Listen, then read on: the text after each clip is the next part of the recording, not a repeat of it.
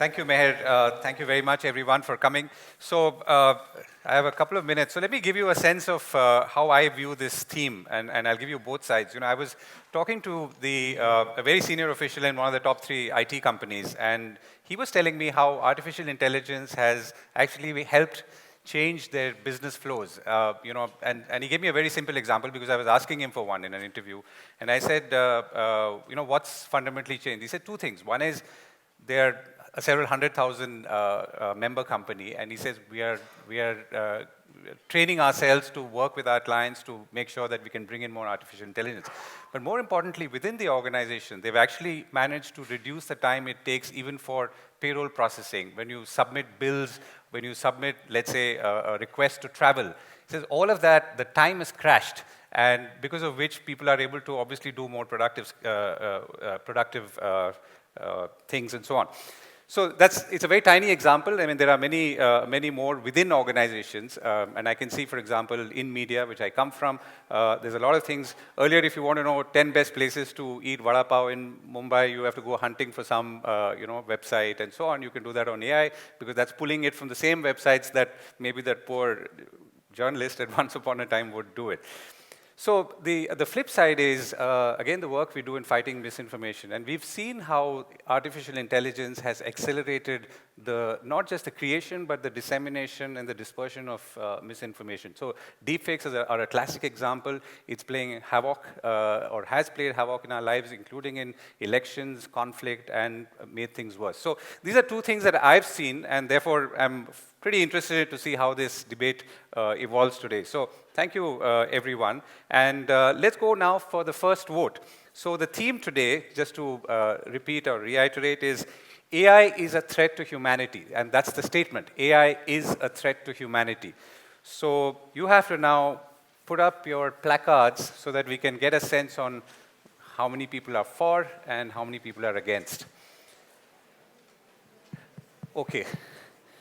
So I see more reds. Meher, are you also seeing more reds? Okay. So all of you are saying that this is a threat to humanity, and which is the other way around, sorry. So you're saying that it's not a threat to humanity, and can I see the blues again? Okay, got it. Now it's clearer. So the majority are reds, and the whole idea, as Meher pointed out, is as we go through this discussion is to see whether you are able to either appreciate or not appreciate the various points of view that emerge, and then let's see what your final version or opinion is. So on that note, let's go with our first speaker for today, Lavanya Lakshminarayanan.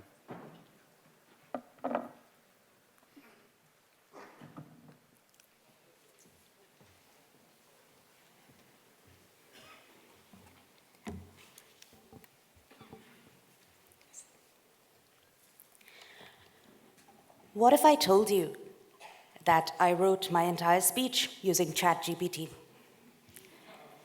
Suppose I said, I don't care about citations or sources.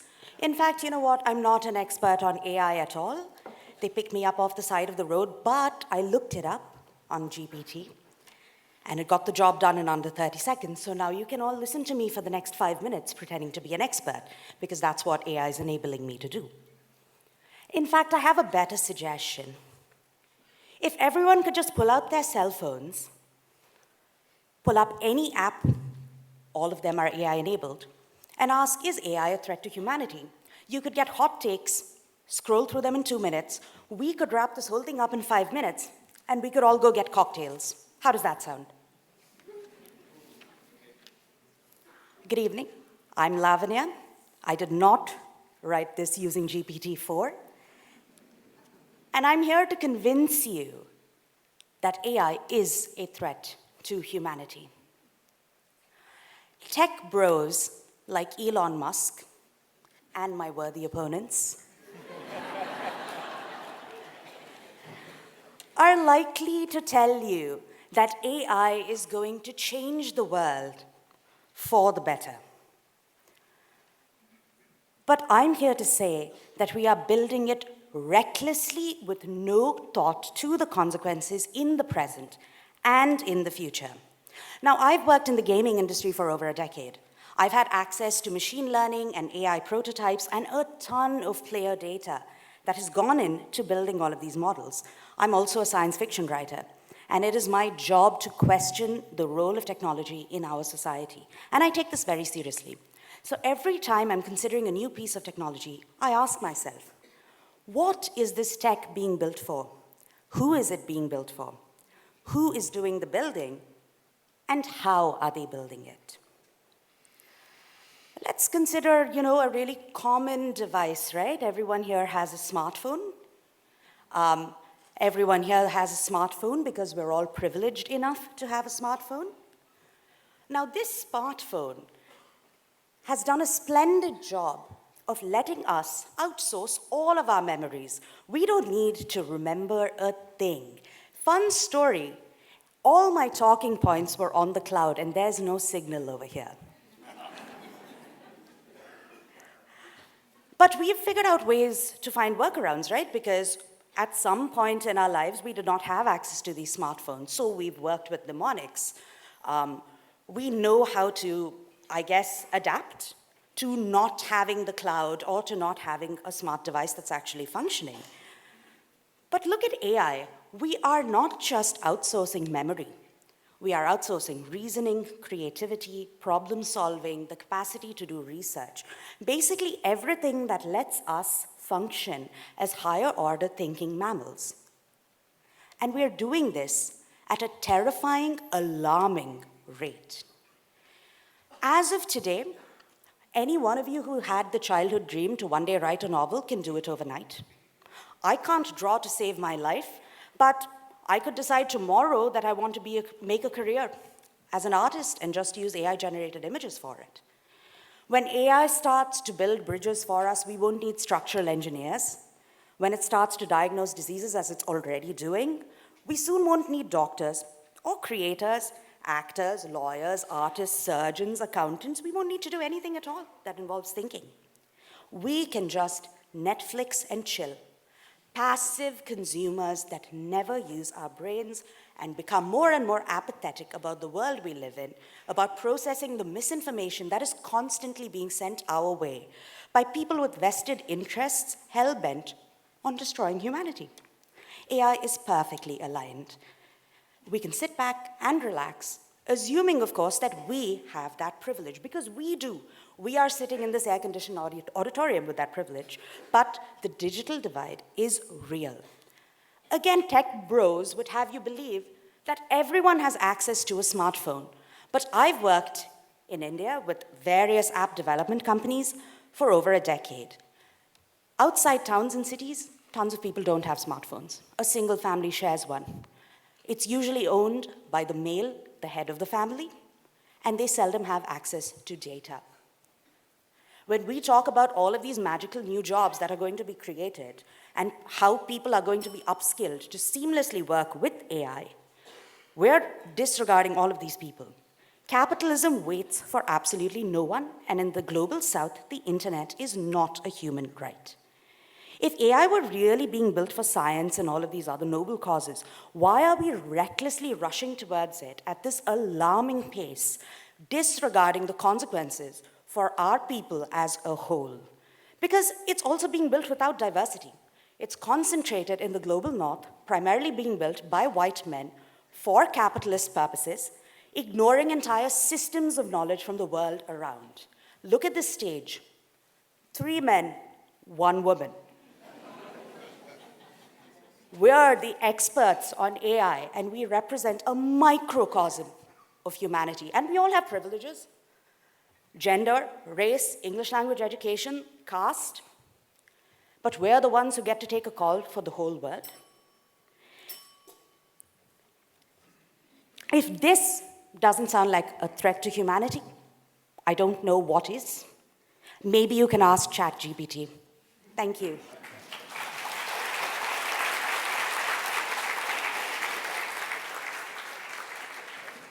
So Lavanya, I have a quick question. So are you saying that those who are not digitally connected are equally victims of an environment where AI becomes a threat to humanity, or is it those who are digitally connected or digital natives? I think those who are digitally not connected are somewhere even greater victims because as AI enables us to take shortcuts to human ingenuity, we will leave them even further behind in the dust. And that divide, the socioeconomic privilege that's also encapsulated by digital privilege, that rift is just going to grow wider and wider. So we're only thinking about ourselves when we consider AI as a gift, perhaps, and even then, it's a loaded one. Okay. Dr. Parekh, Rajesh Parekh.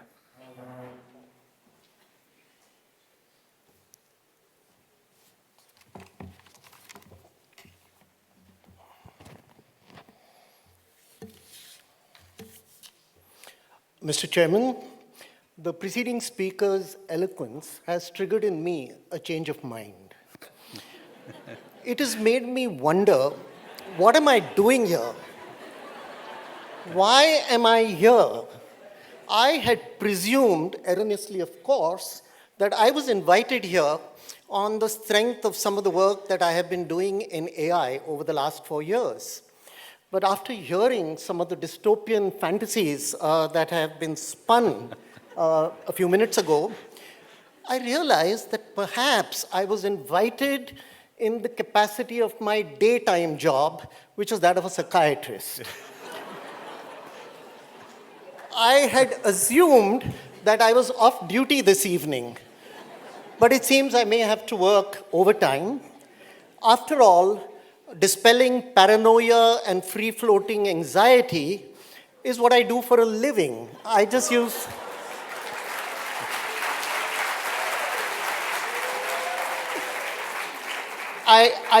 use reality checks. But I'm not complaining. Madam too has been working overtime this evening in her daytime job as a science fiction writer. And I can empathize with her if she feels insecure that AI may take over that job of producing novels. But I can assure you, madam, it's going to be a long time before AI is even capable of spinning the stories that you have done for this house today. My colleague and I, on the other hand, my distinguished colleague and I, on the other hand, deal mostly in nonfiction, and we shall attempt to use nonfiction, data and facts as a way of neutralizing the terror that has been unleashed upon the House this evening. In 1865, the United States passed the infamous Red Flag Act. It decreed that no motor vehicle could go above 2 miles per hour, and every car must be preceded at a distance of 1/8 of a mile by a man who would go with a red flag to protect humanity against the effects of this new technology. It took 2 years before the antecedents of today's proposition were persuaded that cars were not that dangerous, and the act was repealed. But they may have been right. In 2023, motor vehicles killed 1.2 million people on our planet and injured 50 million people more. Why then have we not banned these cars? Quite simply, we have looked at the risk-benefit ratio and have worked with our intelligence on putting in more safety features, better seat belts, ABS, and of course, even AI. In case-controlled studies in San Francisco, for instance, it is seen that human-driven cars have a 400% higher incidence of accidents than do driverless cars driven by AI, and the fatality rate of human-driven cars is about 10,000% higher than driverless cars. Besides, most accidents, 99% of accidents, are due to the human factor. So those red flags were passed down and used when René Laennec invented the stethoscope, quite simply a device you put your ear on and listen to heartbeats. Until then, physicians directly applied their ear to the chest, and some of them felt threatened. The heartbeats were often muffled if the patient was well endowed, but I guess the comfort level was high. And so there were attempts at stating that the stethoscope would annihilate clinical medicine. However, reality and nonfiction survived, and today the stethoscope, AI enhanced, saves untold number of lives. The technology has found its way into wearables, into our wristwatches.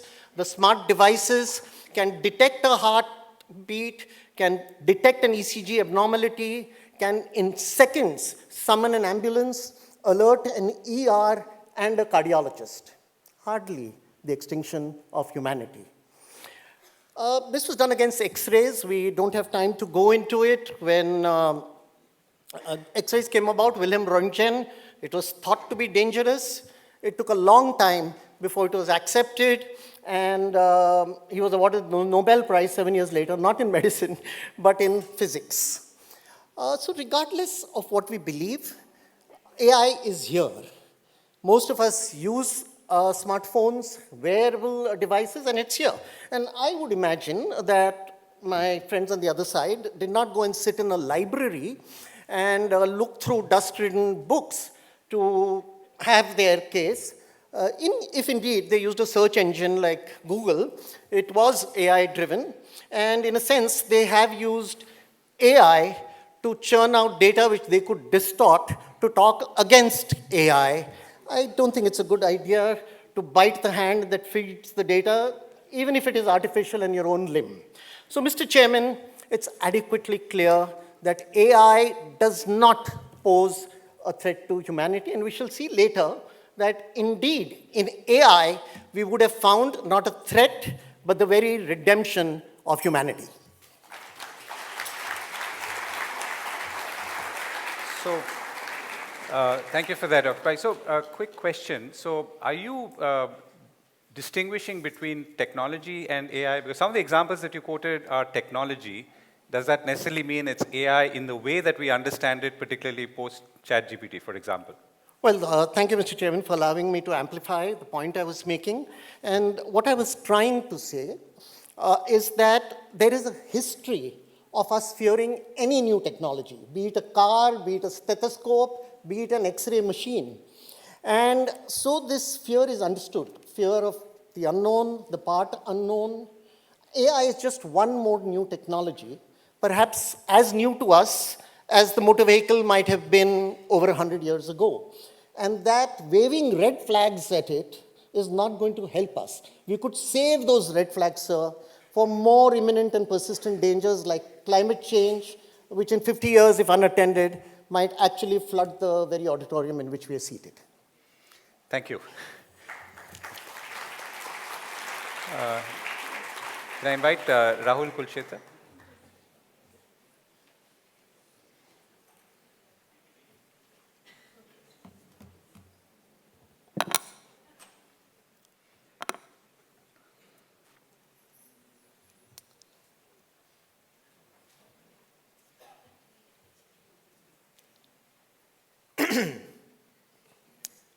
AI is a threat to humanity.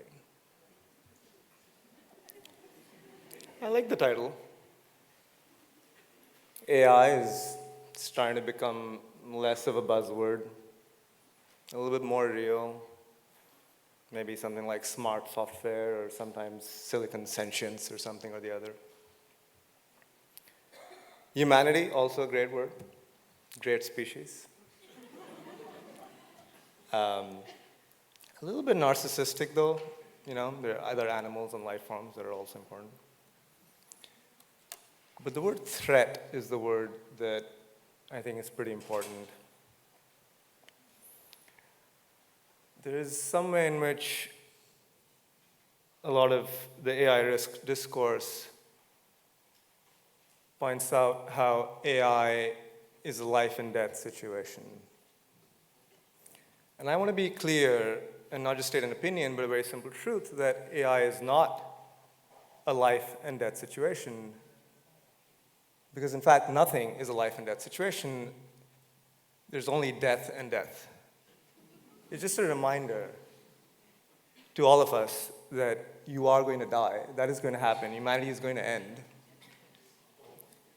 There's a quote by Sam Harris that you are going to die as surely as you have already jumped off a cliff. That is what's going to happen. And the reason I talk about this is not in order to set a morbid tone as much as try to address the apocalyptic fantasies that we often have that are really a way to have company in death. It's pretty scary to die alone. And so there's this age-old idea that, oh, we're all going to die together. And it's held up both by fear and an enticement of various sorts. And the reason I bring that up, despite being for the motion, is that because the AI risk issue is so important, I do not want to be distracted by apocalyptic fantasies. I think that would be a disservice to the real important dangers of AI. And obviously, 6 minutes, of which I have 3 minutes left, is not enough to talk about the nuances and do a sane analysis of risk. But I do want to give you a couple of pieces to play with to communicate some things that are important, that are at the level of global catastrophe, that are, again, common in the discourse, but perhaps new to some of you and something to think about. So one is the problem orientation, the orientation to the problem. If you look at people 1,000 years ago, there's not a lot of change happening across a lifetime. There's not even a lot of change happening across generations. It just feels like life is just the same. Like you are around, you may be farming or are a landlord, something or the other happens, maybe an empire is moving around, but nothing really changes. Whereas we have the privilege, as Lavanya was pointing out, of seeing, oh, we have cell phones that you didn't have 30 years ago. The internet completely changed your life. So we have less of this change blindness. However, we do have this new problem of accelerating change that we do have a blindness to. A lot of the points spoken by Rajesh earlier are induction on what happened before. We just watch what has happened before, and we assume that the pace continues in some way. But there's an acceleration coming of what AI is going to be like. And that means that to worry about whether AI as a software is going to be a threat to humanity would be as ridiculous as worrying that a monkey would go to the moon. That is something that happens. Humanity did go to the moon. It happened slowly. It happened at a time scale that we could comprehend. But that's not the case for AI that might accelerate. There are already lots of games, such as chess or Go, famously. A lot of you might know better, where AI is superhuman. And one of the games that we might play with the AI is to shut it down, is to turn it off. That might be a game that we might have to play that it might be in conflict with. So that brings me to the specific other point that I want to make, the other thing you can play with, a solution orientation. The other thing you might have noticed in Rajesh's words was this belief in humanity. There's this myth of humanity and how it overcomes problems. And it does work. What we do is, there is a big problem. We try very hard to solve it. We fail. We try some more. And we fail again. Then we learn. That's what we're good at. We learn, and then we improve, and we get better, and then we get to deal with it, and then we get to maybe tame the problem, maybe come to good terms with it. Potentially with creating something smarter than us, something that is to us what we are to ants. If that happens very quickly, one of the worries is that you're not going to get more than one shot. Once AI that is created, that is extremely intelligent and continues to accelerate faster in its hardware and its substrate, much faster than we can, all of our learning, the way that we have historically been used to learning about things and solving problems, does not work anymore. It repeatedly outwits you. And that means that we don't have the opportunity to do what we've been doing throughout history. And that means it's a very different board game. I guess I'll stop there.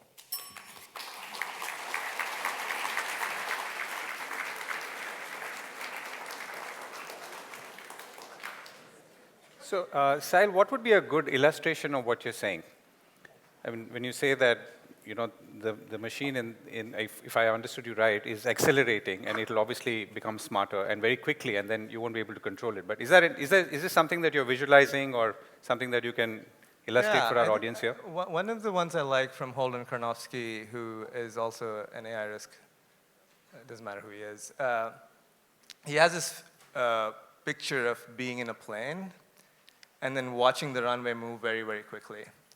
And then he points out that if you look at the graphs of economic growth, they look pretty fast, but if you look really, if you zoom out, they look like, just hockey sticks. And he points that, if you look out the window, one thing you realize is this cannot go on. Something is about to happen. It's not quite clear, the plane's starting to shake, and something's about to really take off, and that's something that we're not prepared for. Okay, thank you. Marcus, you're next.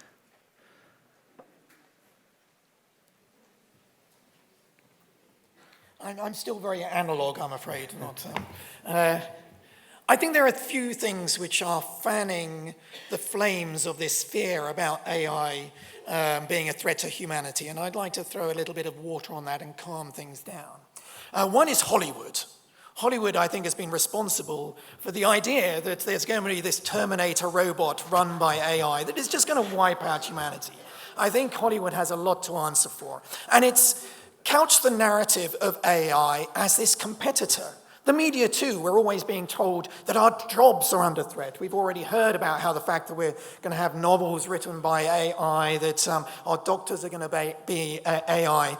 And I think that's a more genuine fear, I think, for many people, is that your job might be under threat. But for me, the work I've done for many years looking at the impact of this new technology is that we shouldn't be viewing AI as a competitor, but as an amazing collaborator. And I've seen this particularly in the arts. Rather than being a threat and taking over jobs, I've seen actually beautiful examples of how AI is stimulating more human creativity. One example, Bernard Lubat, a jazz musician in Paris, pianist, trained up a piece of AI on his style of jazz playing. And then he did a concert together with the AI where they did a call and response kind of together. They were hidden behind a screen and the audience had to decide who was the human and who was the AI. They weren't very good, actually, at spotting who was the AI and who was the human. But what was interesting was Bernard Lubat's response after playing that concert. He said, the AI, everything it's playing, that is me. But it's doing things I've never, ever thought of doing with my particular style of playing. And it opened up a whole new area of creativity for him. And for me, I think that we humans often start behaving more like machines and just repeat behaviors, do things the same as we have done before. And I see this as a really exciting opportunity for AI to show us perhaps a different way to use the data that we've generated to do something new. And in Bernard Lubat's case, it expanded his creativity.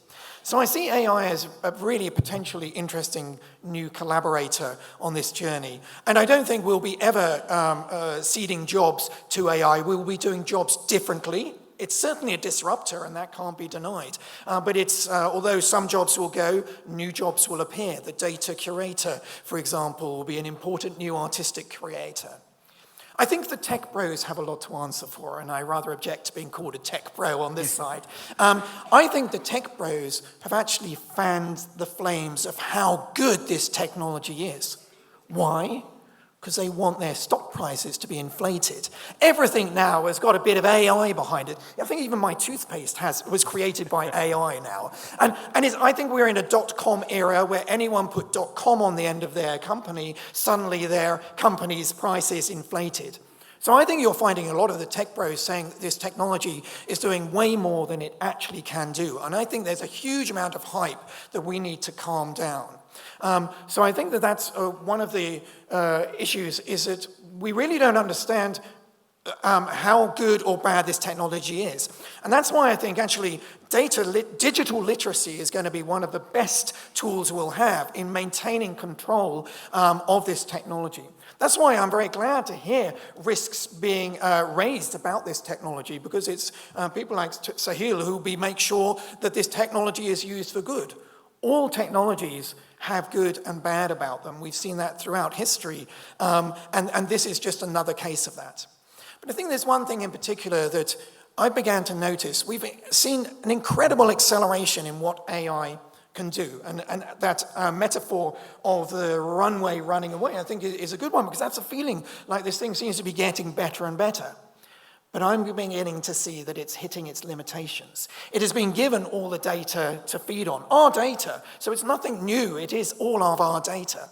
For me, I think I compare it, it's not a kind of new conscious being. I think that's a mistake. This is a tool, an amazing tool that we can use to find out new things that are hiding inside that digital data. New music, or in the case of the Nobel Prize that was won for understanding protein folding, new ways of understanding neurological disease, which is protein folding is responsible for.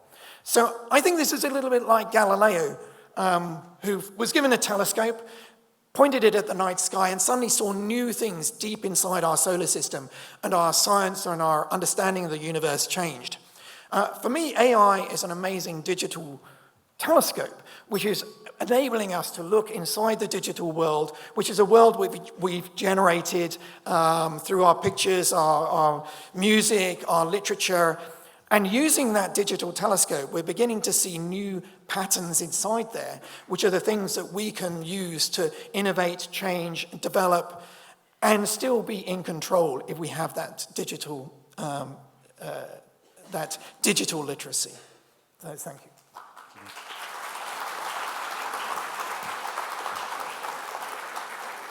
So let me put the question to you. You're a mathematician. How do you see AI interfacing or intersecting with your own work? Is it a threat or is it an asset?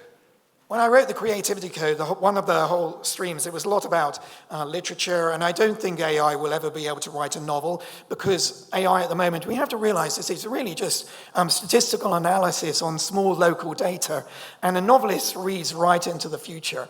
And mathematics is actually very similar to being a novelist. We're telling big stories, and although the AI can tell local things, so it can generate journalism quite quickly.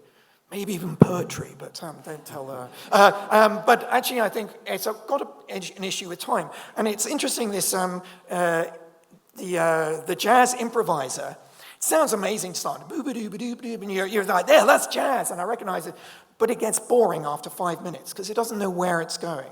So I think we still have a lot. But you asked about my mathematics and science, and I think this is one of the exciting things. We've already seen it in protein folding. But for me, what's exciting is it's being able to spot new patterns in the huge amount of data that we have, which I hadn't seen before. It's that telescope helping us to see new things. But what it couldn't do is to explain why that pattern was there.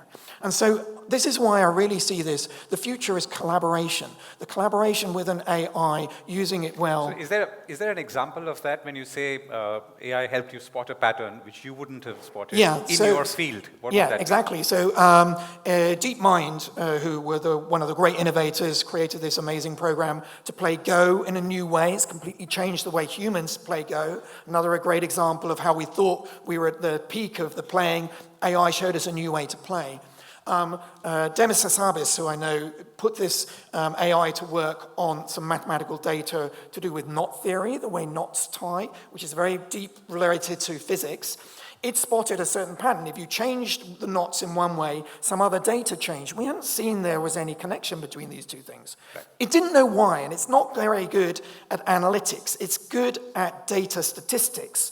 And that's where I think we still have a strength as humans, is in understanding why something happens. And now somebody in my department has proved why that connection is genuine and isn't just some fake pattern, but is really underpinning the whole theory. So.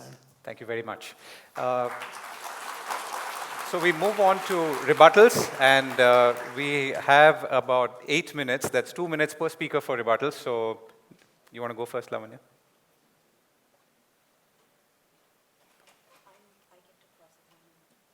Sure.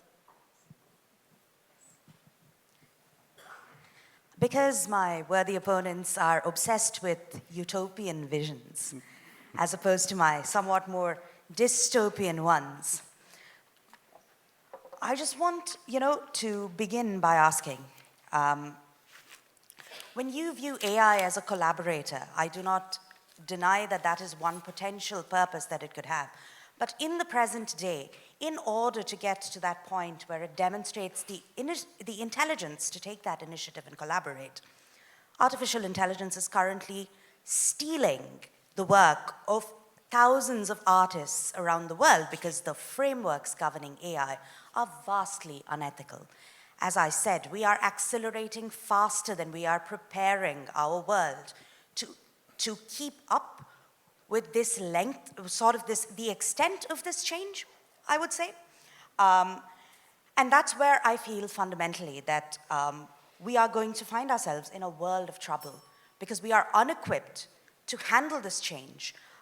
It is doing things, I agree that AI right now cannot write a novel, but a lot of people reading novels do not know or care, and it can produce a lot of work that could go out into the marketplace.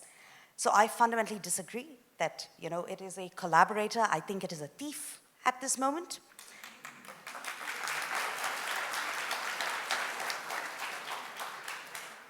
Additionally, because we were talking about a lot of developments in medical science and we wanted to talk about facts,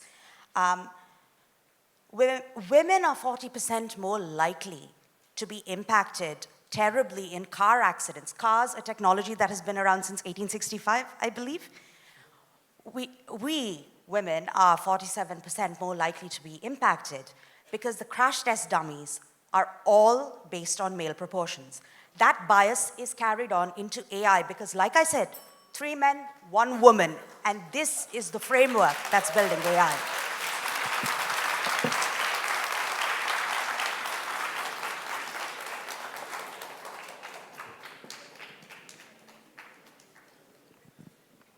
All right, so the gender card. You think it's going to flip? You think it's going to flip cards? Just a reality check. AI is being used collaboratively across the board in medicine, in literature, in writing.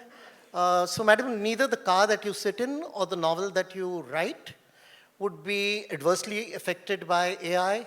It could collaborate. The House has been told that we're all going to die, as though we didn't know that. And that perhaps it would induce a fear which would cause us to flip our cards.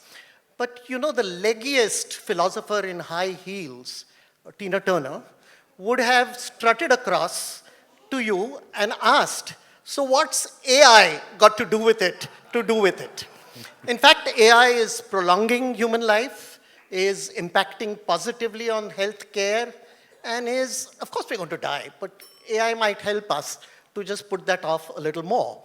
As to that interesting metaphor of the ambivalent plane on the runway, I think that was appropriate because the arguments from the other side, like that plane, just did not take off. But had they deployed AI both on the plane and in their arguments, then we might have seen something interesting. And finally, since my colleague brought up Galileo and the telescope, let me link it to today's debate. I think it's well known that Galileo was put up the stake which was about to set on fire for his discovery. He was forced to recant, but mumbled under his breath, "Eppur sil move," and yet it moves. So truth and facts always prevail over fantasies. They're interesting to hear, but AI is going to help us live better and live longer. Okay, thank you. Sahil.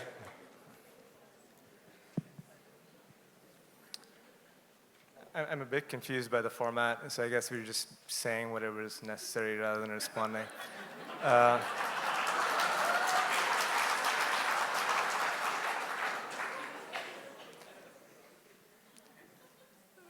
think I would say that I'm actually pretty excited about opportunities from AI that will allow meeting heterogeneity. There's a way in which a lot of the exclusion that happens is because there are these homogeneous scaling of rigid machines, and with AI we could actually have more specific tailoring to the specific needs of specific communities. I'm pretty excited about that. I think it's important, including like using it as collaborators and telescopes. I like that metaphor. I think it's pretty important to have at least some people working on what are risks of autonomy. And one of the important ways to predict the future is to look at what economic pressures are currently in place and will likely remain in place. So if you create tools, they will be outcompeted and outperformed by things that are more autonomous. If you need to help your AI CEO run the startup, then that's going to be slower than an AI CEO that can act on its own, has access to its own bank account, et cetera. And so there's a continuing pressure to create things that are more and more autonomous, and those are the things that get actually dangerous and get out of hand and out of control, as Marcus also touched on near the end. I think that's maybe all I'll say. Yeah. Okay, thank you for saving us some time. Marcus, quick.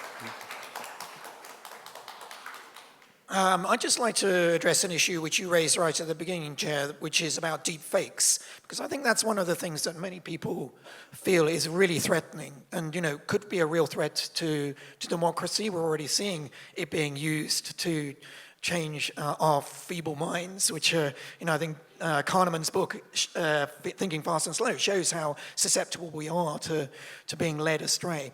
But I think we have to remember that AI is a kind of double-edged sword.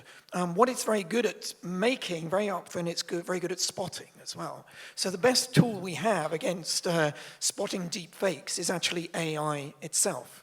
And I think this is also true when it comes to bias. I think bias is a very important issue that you raise because a lot of the data that it's being trained on does have, unfortunately, bias in it, and there are lots of great examples of that. But I think the wonderful thing is that we're debating this, so we're aware of all of these things. And I think the whole issue that we're here having this debate means that we know that there are problems and issues, and we need to put legal measures in place such that any decision that's made by an AI, already Europe is really leading the way on legislation, that there should be a human that can explain why that decision is made. If it can't, if the AI can't, then it must be sent away. So I think the fact that we're even having this debate is showing that we will still we want to maintain control of these things. So I just wanted to, it's my mum's birthday, so I phoned her up and she said, oh, I saw this wonderful use of AI where, you think about all of these scams that are being done.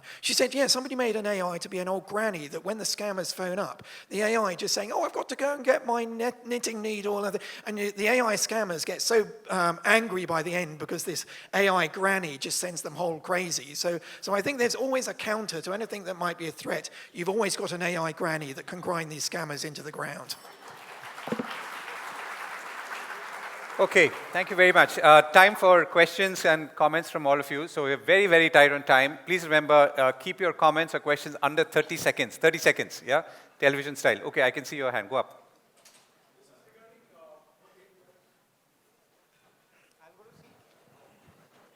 So I'm going to collect as many questions as possible and then come back. Yeah? Weapons are important for law and order, but we have more weapons than we need, and we are almost to come to an end, threatening humanity. Second is industries are also good for us, but then industries have ignored the climate change threat also. The climate change threat was given about 100 years or more before. But now the same thing is that we have not been able to manage. So how do you see that? That the tools are there, but then will we be able to manage? Manage it, got it. Okay, yeah.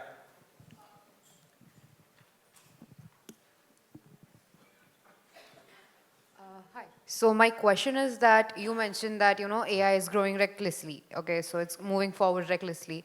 But won't you say that so is humanity? Like, agreed, right now the AI, the technology may or may not be taking the jobs, but the upcoming generations, they are growing with this technology. They are growing along with this technology. They'll know how to handle this technology because, as Mr. Marcus mentioned, it is a two-sided sword.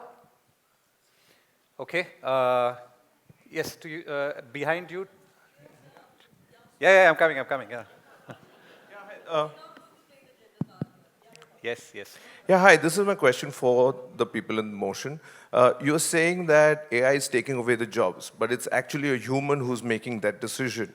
So is it your overconfidence on AI of being a threat, or is it your inconfidence in human decisions that is leading to this? Got it, yeah.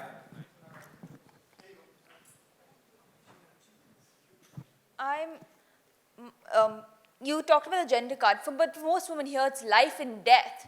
Already data sets are already skewed, heavily skewed against women's cells and stuff, because even if a condition already affects women majoritarily, people will use men's cells because they have less hormonal fluctuations, which makes some medicines potentially deadly to humans. Translators have lost jobs and money on translations that AI can do, and they're forced to redo those translations for less money because apparently they only have to edit the translations. For most artists, AI is stealing their copyrights. And I'm barely 14 and I'm scared. I am very scared for the future. So how do you tell us that AI isn't a threat? It is a tool, yes, but how isn't it a threat? Okay.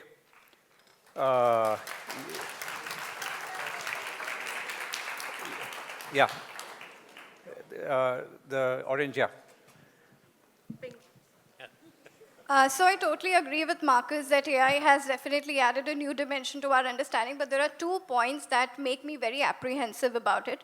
The first point being that when we use ChatGPT, which I have used pretty extensively in the past 2 years, I didn't know it had a feature where it was remembering everything that I was typing to it, and it was collecting data about me, there. So I switched off the memory, but I don't know at the back end what data and information is getting collected. So I don't know if it continues like this. Maybe we are giving power in the hands of few with all of our data. The second point that makes me a little apprehensive, I don't know the verity behind this claim, but there have been stories where it has been said that, Facebook, there were some experiments that they did where the machine started learning at a pace that really made them scared of what could happen. And machine language learning is... Your question is about accuracy and its credibility? It's about accuracy, not accuracy and credibility. It's more about information privacy and about handing the power, and also about machine going into that phase of learning.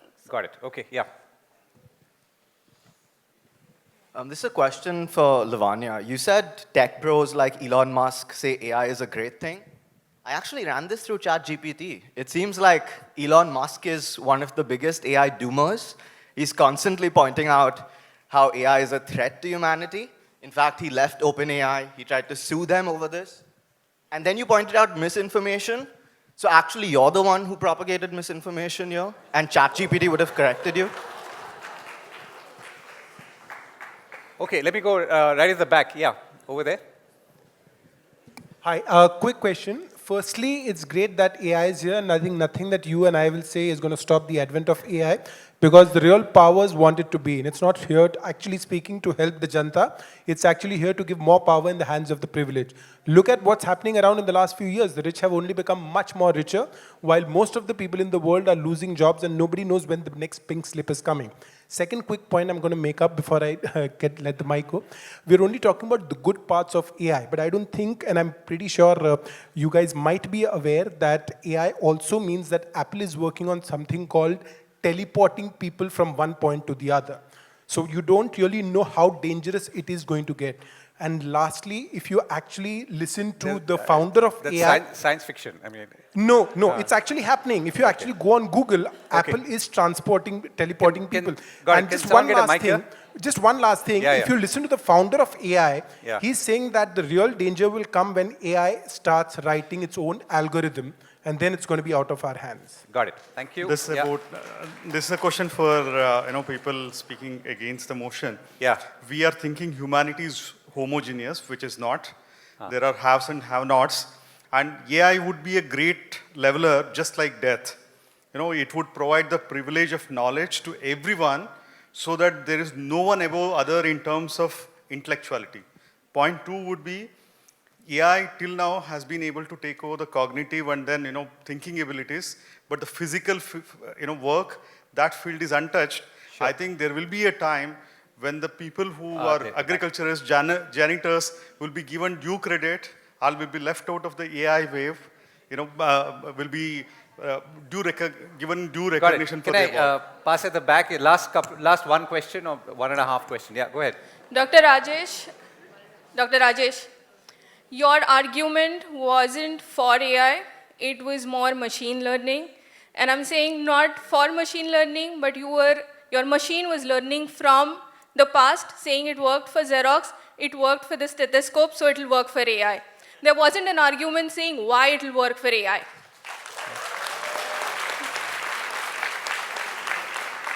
Our beloved writer here, Lavanya, spoke about bias. A 14-year-old girl there spoke about bias. I'm 41-year-old, I'm still talking about bias. We don't need the gender card.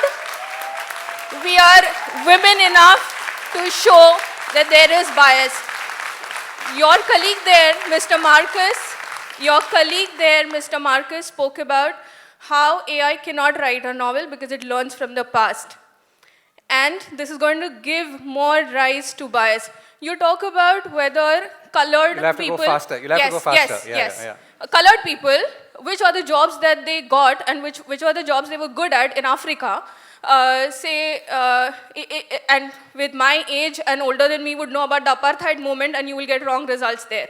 You talk closer to home about domestic violence, you'll see 93%... Can you go to the back, right at the back? Just a second. 93% of domestic violence cases are incorrect and fraudulent, and this is coming from biased data because women are forced to move back their cases, and that is why they are tagged as incorrect cases. So this is the bias that will be raised by studying past data Madam, and they are not being intelligent. So my question to Mr. Rajesh is, you have a question after this? Can you, how does he justify the bias and how does he talk about actioning that bias? Sorry for the long question, but really relevant, I think. So, last question, with the red there. Somehow got lost in all that you said. That's the last question. What was the question? Huh? What was the question? Good question. Okay, let's come back. I've been working in the health tech industry for close to a decade. Yeah. I think in the whole conversation, one point that was not called out is the human touch and human interaction, which is a part of our everyday life and having gone through the pandemic cycle. So although I'm against the motion, but the question is for all of us, are we comfortable traveling through an airport, which is completely autonomous, where the air hostesses are robotic, and it's a pilotless plane. So are we comfortable with that? Okay, thank you very much. Thank you, everyone. So we are now running out of time. So I'm going to get the closing remarks from all of you. So let me go in the reverse order now. Marcus, do you want to go first? You can use your 1 minute, maybe a few seconds here and there to even respond to anything you wish. But I felt most of it was comments rather than questions. So go ahead.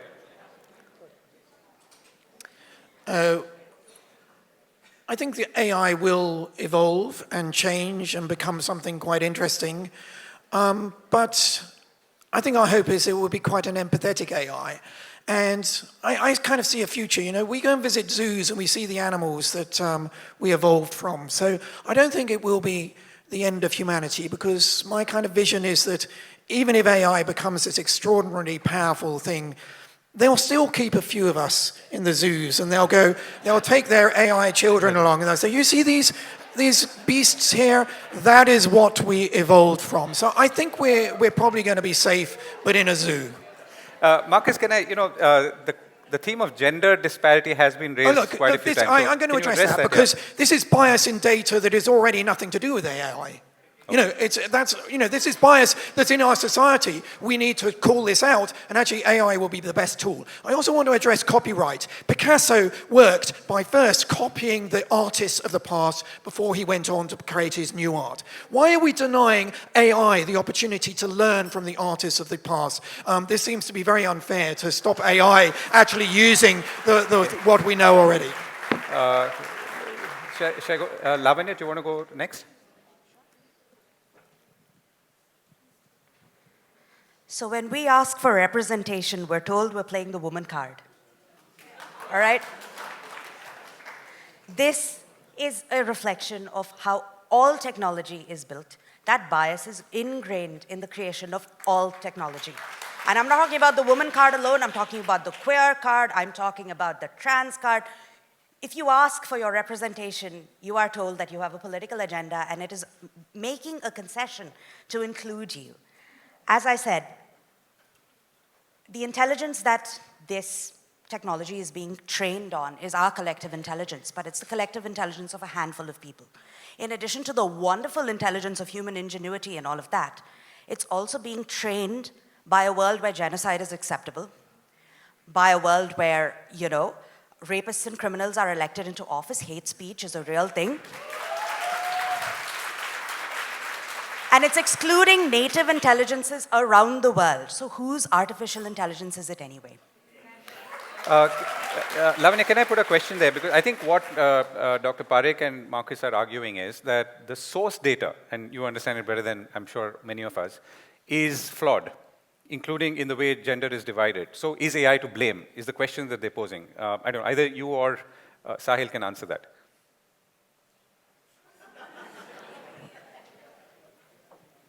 You want me to respond to whether data itself is biased and AI is just amplifying the already existing bias? No, and use the 1 minute to sum up as well. Okay. I'll think for 30 seconds. Well, I think I want to say that I'm hearing a lot from everybody. If you lose your jobs to AI, I will be so happy. Like, that would be such a great outcome. It's maybe not dissimilar from what Marco was saying. Like, why is your meaning pegged to being employed? Is that really, like 90% of people really hate their jobs. Is that really what you want? I'm excited about collaboration that will allow you to actually unleash creativity in new and different ways. I'm really excited about that. I do think there is bias even in the way AI is done, not just in the data. I do think there's a myth of centralization that is propagated, myth of exclusion that is propagated through these technologies, and it becomes the site of these technologies, and so it must be met at the locus of the exclusion itself. But I'm more worried about meaning and lives than about these proxies for meaning and life, which are your jobs. And for that, at least some amount of the economic and research portfolio should be geared towards mitigating risks. Okay, thank you. And there was a plug for your work as well, or? Say that again? Was that a plug for your work and your organization as well? A little bit. So what I do actually is to upgrade mathematics to deal with risks from AI. So yes, it was. Okay. Dr. Parekh? Mr. Chairman, I hope you pardon me for stating the obvious.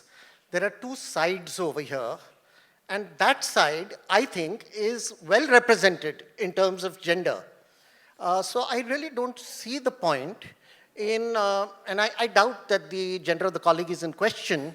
So I don't understand what AI has got to do with the way in which the organizers have chosen who is going to be on which side. But on a more serious note, there have been very important issues raised by some members of the House, and we will be the first to acknowledge even by the other side. We have not denied that AI poses threats. The issue we are debating today is not whether AI is a threat to some humans, as it probably will be, in a manner analogous to the way cars kill 1.2 million people every year. The question is AI a threat to humanity? There's a difference. And we are here to debate whether AI poses an existential threat to humanity, like nuclear weapons, for example, or like climate change. And the difference between the two sides is stark. They see it as a threat. They see that AI is going to do terrible things. We do acknowledge some of that, but we state the benefits. We look at the risk-benefit ratio in a rational manner. And most important, we have faith in humanity and humanity's ability to circumvent some of these challenges and correct itself to get AI to serve us better. Okay. Well argued, all of you. I mean, I'd love to sum up further, but I think we're short on time. So I think there were some very interesting points which came through, including asking the very fundamental question, do we know how to control it? And if things start getting out of hand, which doesn't mean it'll become Terminator, but it does mean that, you know, if we look at our own track record in managing technology, whether we've been able to manage it in the way, and we've seen, for example, in the context of social platforms, that we seem to have lost control of things a little bit. Okay, so we are now going to come to the second vote. And the idea is to now understand, after you've heard the discussion, you've heard all our speakers today, and you've had time to think about what you feel and your conclusion. So the question, just to go back, was AI is a threat to humanity. And that was, you had for the motion and against the motion. So blue is for the motion. Okay, so I think, Meher, is it red mostly? Okay, so red wins. Thank you very much.